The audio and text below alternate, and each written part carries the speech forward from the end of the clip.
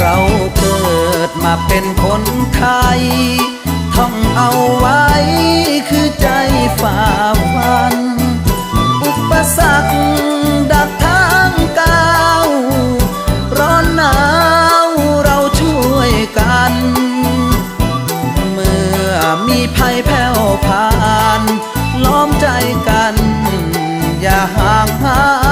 ยเติมน้ำใจให้แก่กัน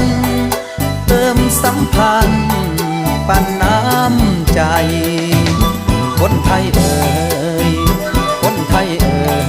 ยคนไทยเอ่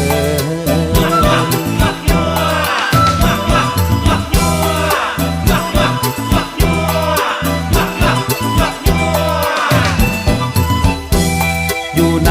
ไกลหรือไกลให้ใจเอื้อเฟื้อภาคเหนือหรืออีสานกลางใต้